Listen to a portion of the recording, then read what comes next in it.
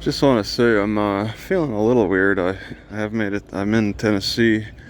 I feel a little like there's a congestion, but I don't quite follow which direction it's gonna go. It doesn't feel terrible, but I don't like it. So I'm concluding that this GoPro charger is a hunk of junk. $60. I should not have. I should probably turn it back in for a refund. Very frustrating. I think I threw away the packaging though. It just doesn't charge. Why do they sell these garbage chargers? Look at this. I charged it up. I plugged it in overnight and it showed that it was kind of charging. It actually seemed like the left one lost power and the right one just can't fill up. And yeah, I tested the left one and it's showing the low percentage like it does on this. So it's kind of accurate for the measurements. The only way you can test it is by pulling the battery out and then pushing it back in. It's a hunk of junk. Alright, I don't know where I'm at. Dyer, Tennessee, maybe. Car's just parked over there. I'm cooking some pumpkin, and then I want to mix that with flour and eggs for some pancakes. But I've come to the point with this thing that's supposed to prop up the laptop. It's been broken for a number of years now, where I can't widen it. And that's not important because I could just rest this laptop on it, no problem, without having to widen it. But I don't like that it likes to come apart. So I think what I'm going to do is tape it a little bit, maybe on the top. The tape might get a little, yeah, the tape will get in the way. Maybe I should do it on the bottom. Tape it on the bottom part here so that it just can't open up on me anymore, because that's annoying. It's broken, and if it just stays together, because it's fine just in this phase for holding up the laptop. Alright, this is my biggest load yet. I got pumpkin in here, 12 eggs, and then flour, enough flour to make it thick like this. It's slow running. This is a lot. This is the bigger bowl. I'm going to make cakes out of this, pancakes. So it's going to be a lot of cakes. I'll be set for the day. Pumpkin, flour, eggs. I put onion in there. I look forward to eating this. I didn't show, but I cooked the pumpkin for short of 20 minutes. It got soft. Actually, it was a squash. So this is more of a squash cake. Now, this is a pumpkin cake, and it's really good. No sugar added. Alright, I cooked more than I can eat. This is great. These are the last two and I can't finish them. I can only get to this point. So this whole bowl, I pretty much filled up the whole bowl, and now I've eaten to my fill, and these will have to wait until I get hungry again. Alright, I was thinking about I'm sure this won't actually be addressed in court, but I was thinking about what I would like to say about this subject about arrest warrants, because it's just stupid what they were doing with my arrest warrant. If they would have gotten a final word on my arrest warrant before putting me on the NCIC, and that final word is that they're not extraditing me from other states. If that final word would have come out before I was considered being put on the NCIC, they would not have put me on the NCIC. It's just got stupid. They don't think ahead what they're doing in this court system. It's like, just put them on the NCIC with no intention of coming to pick them up. And they could be doing that with other people. I mean, if they could just easily do that with me, I just turn myself in, and then they say they don't want to come and get me. So then I was in White County, Indiana. They just had to let me go. But that wasn't enough. That was not enough for Natchitoches. They still wanted to keep me on the NCIC. They wanted to drag their feet that first time. Billy Joe dragged his knees. He dragged himself from his knees. He probably still hasn't answered. Who knows where the answer came from? It just kind of, it sounds like the city marshals just decided to take me off the NCIC without Billy Joe Harrington making any decision. But they wanted to, I bet, I could just imagine the conversation in that 4 hours when they were talking to White County Sheriff in Indiana about keeping me in jail. I bet there was that conversation. They were probably like, "Hey man, can you just keep Travis in jail? Just do it for us. Do us a favor. Do Louisiana a favor, right? The slave-holding state that still is in enforcing slave ownership, it seems, and just calling it criminal punishment. Make everything a crime so we all become criminals." So I think in that 4 hours there was a lot of foot dragging going on that first time I turned myself in. But I mean, the White County sheriffs may have been a little too nice, but maybe firm. I mean, I'm just pontificating. I think they were probably prepositioned by Natchitoches to keep me in jail, but Natchitoches didn't offer anything in return, in exchange for keeping me in jail.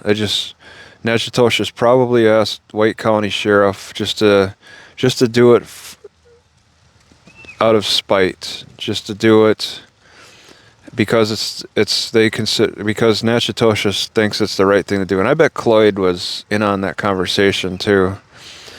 Cloyd would have wanted me in jail for sure. I mean, that's all he asks for, is me to be put in jail. Plead guilty and go to jail.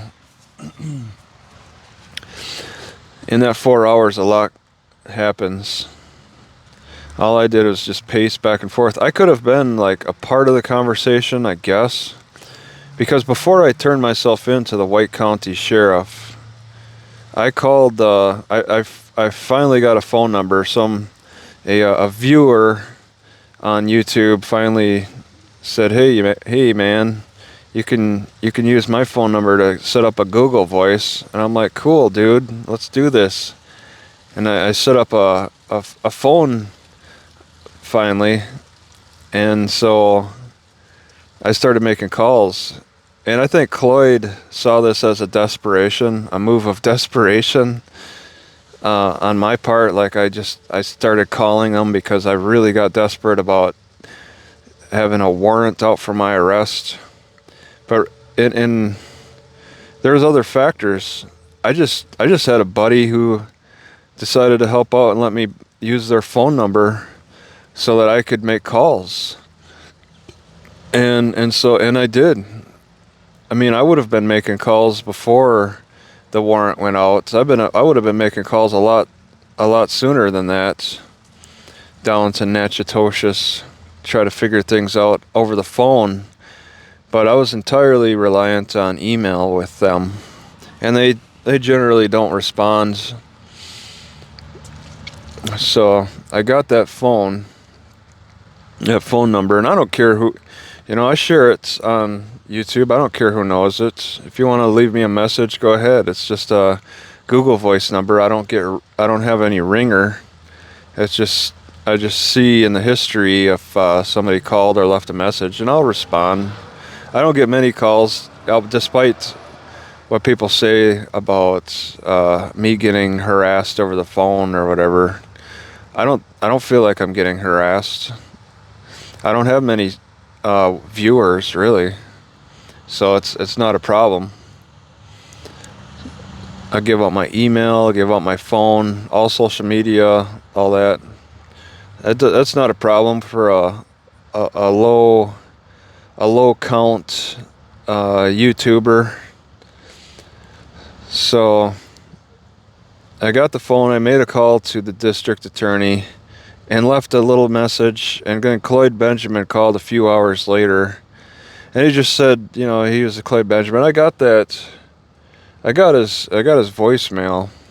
I've been thinking about well, I'm keeping the voicemail, and I was thinking about maybe using his voice for AI sometime in the future. Seems to be a lot of good AI programs. You could train them to use certain voices. I'd like to use his voice for AI, especially for trial number 1. I guess maybe trial number 2 too, because it's probably going to get more ridiculous at this next trial on November 12th. But he responded, and he was very responsive, and it's extremely rare that he would respond. I mean, very unlikely, and he has not responded since. I've been calling the DAs after I turned myself in, after about the second time, after I was taken off of, well, I called, you know, the timing of it all is something I'm starting to forget. I might have called the DAs again a second time, now that I'm thinking about it, and just didn't get a response. Right before I was going into White County to turn myself in, I think I was asking questions about turning myself in? I mean, I definitely called the Natchitoches City Marshal about turning in, about my NCIC. He said I was put up. I confirmed on the phone that I was put on NCIC, and then at that point, well, I got the arrest warrants that I printed off. I got the court minutes that I printed off, and then from there, I went through the confirmation process that I was in the system, and then at that point, I started looking for sheriff departments to turn myself in as I was heading south, and White County was just something to choose, just not far from the Walmart. I park at the Walmart and bicycle over a mile to the sheriff department. Had I gotten arrested, I would have had my car stuck in the Walmart parking lot, and that's something that is interesting to me. That investigator was like, "Yeah, you got your car." Like, he acknowledged that I'm a traveler. He found that out, I think, probably from the DA. I mean, within 4 hours, I'm sure there was quite a conversation, and they're just figuring things out, how to maybe, screw me over, make my life worse, make me sit in jail. But I'm sure the White County sheriff was not into that, into the Louisiana way of doing things, and let me go without a word, with saying that there's been no word, and they have not contacted me since. The White County sheriff, I gave them my phone number, and I was like, yeah, if you're staying on top of this, let me know what happens. And it's been over a week, and the White County sheriff has not given me an update on their ends. They just let it rest. It's not on them to take that kind of initiative. They tried within those 4 hours, okay, hanging me up. I mean, taking up how many people's time? The investigator, the sheriff, that one Walker, me, everybody on the Natchitoches side who's involved. They're all getting paid by the hour. And they just pontificated for 4 hours, and then the White County Sheriff comes to me with my paperwork and says, you know, we're not holding you. They're not giving us an answer. Extradition or not extradition. That's what it comes down to. And I didn't know that. I didn't know that it comes down exactly to extradition or non-extradition. I mean, it makes sense. I had to go and find out. That's what it comes down to. And so I stay on the NCIC pretty much. That wasn't enough to convince the Natchitoches. That wasn't enough to make the Natchitoches DA or the city marshals think about the problems that they're creating for themselves and me with putting me on the NCIC. It took the second time I turned myself in, then that lasted much shorter than 4 hours. That lasted 15 minutes. And shortly after that, I think that very day, I was taken off the NCIC. And I didn't find that out until I went a third time to a third sheriff department to find this out. And I'll just say that I only showed my arrest warrant to White County at the first time. And I asked them if they thought that if it would be helpful to see the minutes, the court minutes. And they said no, that they got the protocol to follow. But I'm like, wow, things moved a lot faster the second time, showing the deputy both my warrant and the court minutes. Because he made a sticky note and put it on the warrant saying, oh, you got a court date on this. He read it. And if I had brought the minutes to the first sheriff, I think that would have made a difference. That might have made it go a little faster, because they were waiting on a response from Billy Joe Harrington, who drags his feet all the time. And things could have been explained a lot better in the minutes. You could see the point where I had an arrest warrant. I mean, the minutes aren't the transcript, but it's like a summary of the transcript, and it's helpful. It's official. I mean, a judge signs off. The harmless Judge Owsley signed off on it. He's still involved in my case. And it's too bad I got to deal with only city judges. I dealt with one district or parish judge for like the bail hearing over the phone when I was in jail. I forget her name, but that was it. This would go a lot better for me if I didn't have to deal with city judges. And other states, other states you can avoid city judges. I'm still dealing with a city judge in West Milwaukee, and I know it's a mistake. I'm still in the discovery phase with them until they say that I've got, if she says I got enough discovery without me seeing the police policies or the training records of my arresting officers, then we're done. I'm out of city court. I'm going to request to get out of city court. And I don't think I'm stuck in city court in Wisconsin like I am in Natchitoches. In Louisiana, anywhere you go with a charge with similar nature, misdemeanor stuff. So number 2 was it. The district attorney is the one who's making the calls. They were convinced after the second time. They could see a pattern developing that I was going to be turning myself in multiple times. And then they made the order to pull me off. So apparently I'm only on warrants, because each state has their warrants. And I'm interested in seeing what Louisiana has on me for warrants and how they want to deal with that. So that's another step. But yeah, you can get yourself removed from the NCIC if you bring paperwork to the sheriff's department outside of the state. I mean, I want to try to be on good standing with Louisiana, but I really don't like them. I think it'd be better. It it would suit them. It would suit the nature of their legal system in Louisiana just to be in bad standing with them, because I'm sure there's a lot of other people in bad standing, and that's just the reputation that they've developed for themselves. So I'm calling to ask more questions about the warrants, because nobody's really explaining anything. There's the city marshal who says, oh, they just took it off for the court dates, but come on, for the court dates? What if I just intentionally miss that court date, stay out of state? Are you really going to put me back on the NCIC? Because you're going to get the same response from me.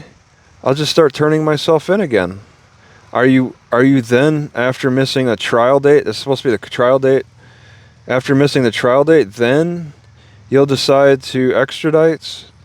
I mean, without knowing for sure, it'd be interesting to study that, because this is all a learning experience, and it's interesting. I'm very curious about how bad they can get. I know they're bad. I mean, they go on, they take the state patrol cars to Las Vegas for fun. They deal drugs within their police departments. So, I mean, they get bad, and they treat the regular civilians much worse than they treat their own people who do much worse things. You just what, Thurman Miller just loses his job. That's it, for taking the patrol car or being in the patrol car riding along or something to Las Vegas. They probably do that with. I could see them. That's what makes me think about being extradited back to Louisiana from out of state. It makes me think it's something fun to think about for me, because I'm like, maybe I could get a detour to Las Vegas on the way back to Louisiana. I mean, if that's something that they're having fun doing. I mean, all these things that the Louisiana police are getting caught for, that's just the tip of the iceberg, what they're getting caught for. Okay? And it's serious stuff. And that's what they're getting caught for. Imagine the things that they're not getting caught for. It's really disturbing. So this is a learning process, and I'm not trying to one-up them, but I mean, that doesn't matter to them. They want to one-up everybody. That's the culture of the courtroom. Lawyers try to one-up each other. There's no cooperation. It's one-upmanship the whole way through. Who can outdo who? That's definitely on the extreme level with Louisiana. They don't think about justice. They just think about one-upping each other, outdoing each other. For what? I mean, at the end of the day, really, is there really making? Is that style of combat in the courtroom? Is that really productive for society? I don't see it that way. So, yeah, warrants are very abused, and I hope people can see that. If you have a warrant out for yourself, you can definitely take care of it pretty easily and make the people who wrote that warrant look foolish. It's an embarrassing situation to be in. You think, wow, you're the bad guy for having a warrant. But think logically. How could I make it to Louisiana on a warrant? I have to turn myself in wherever I'm at. I told them, repeatedly, I was in communication. I'm in Michigan. They didn't care. They just said, oh, throw out the NCIC warrant. And so then I wasn't going to dodge cops to try to get to court. What's going to happen if I show up to court? I mean, that'll show that I dodged cops for 1,000 miles. I'm not trying to do that. I'm trying to be upfront about everything here. I want things to go with a more justified path, not dodging cops. And that's what they set up for me. These traps, all these stupid traps, foolish. And I hope people can see that. I mean, that's what I'm trying to show here. It only took 2 times. I wish it would have been 3. I could have been a little bit quicker turning myself in if I had known. I could have tried.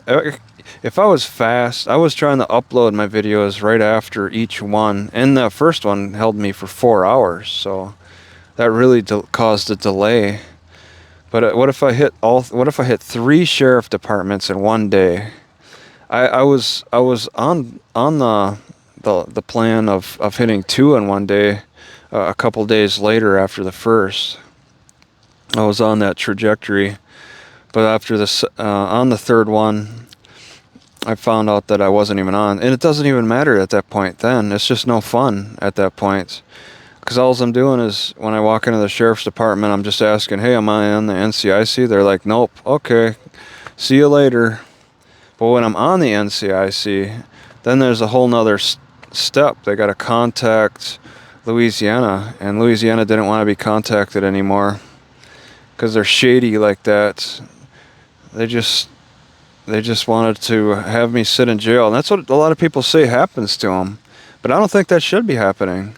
I gotta warn you. I mean, I want to tell you, you bring paperwork to the sheriff's unit. You just don't walk into the sheriff's department, or even if you get stopped on the side of the road and they find you got warrants, have that warrant on hand, printed off. It's 20 cents from the library.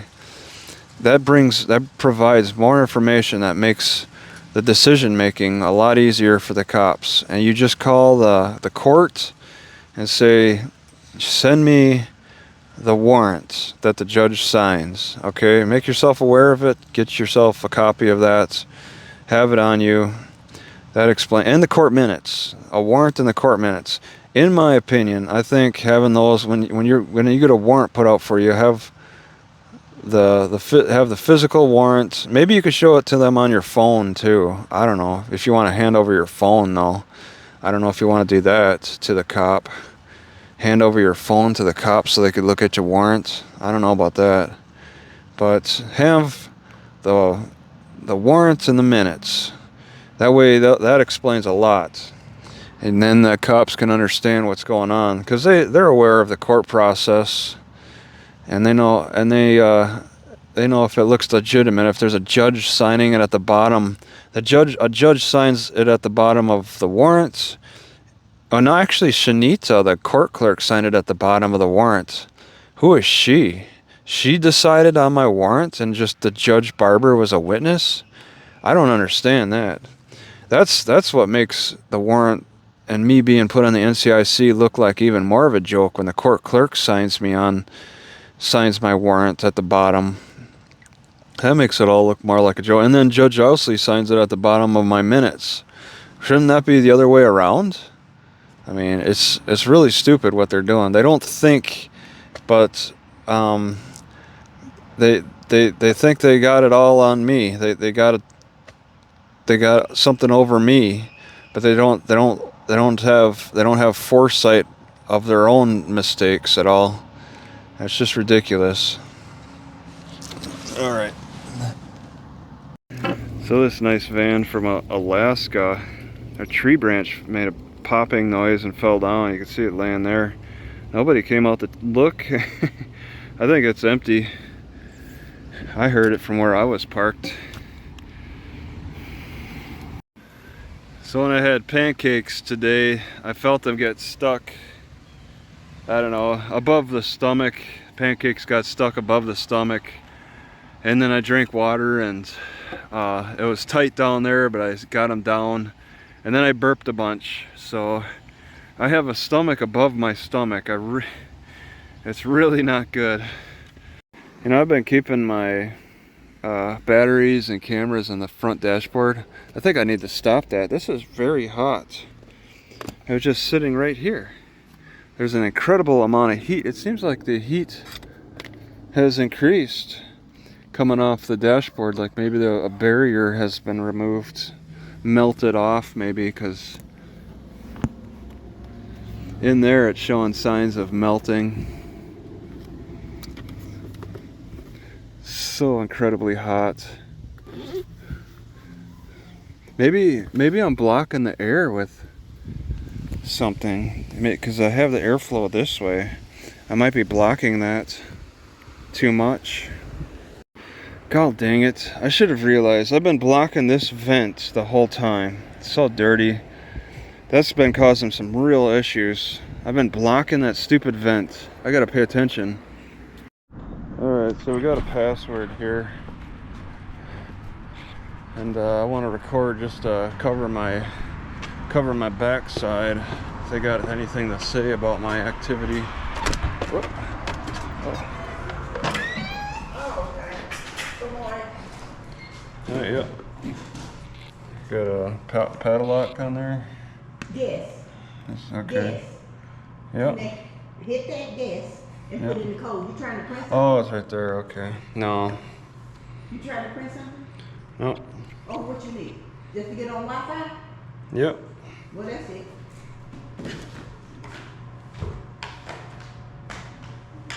All right.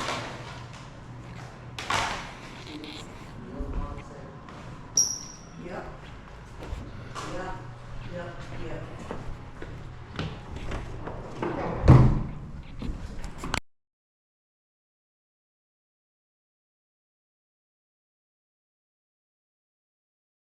Alright, so this black guy saw I think my bicycle come up around my car, check me out, checking things out, still watching me. He's way off over in the distance. I'm afraid to walk away from my car.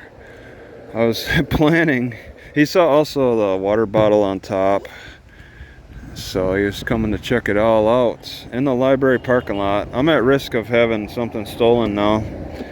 So I want to cook. I'm not moving. I'm not going to walk away from my car.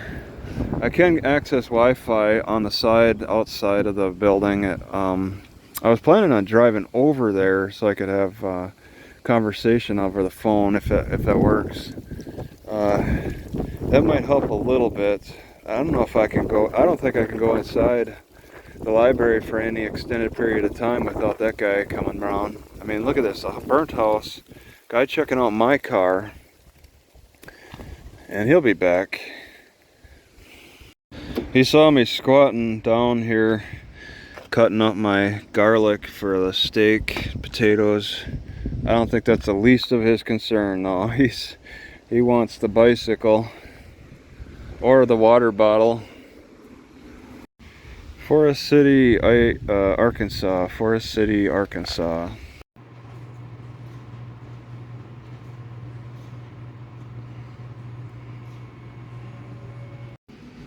Alright, I printed off this writ and I think I need to sign it twice. I guess I shouldn't have had number 1. I screwed up. The page numbers are off by 1 because I have page number 1 for this, so it's going to be off for all of this. For the table of contents, I think it's going to be off. Oh wait, no, it's just gonna be stupid, that's all. It'll probably count the 1, I think. Alright, I'm walking the writ over to the post office and I'm gonna do 2-day delivery. Alright, so I sent it out. I sent out that writ. It's the first time I've ever had to do that. We'll see if it works. It's interesting. It's an interesting process, and if I have to go through it, I guess I'll do it and learn in the process. Try to improve on it for the next time.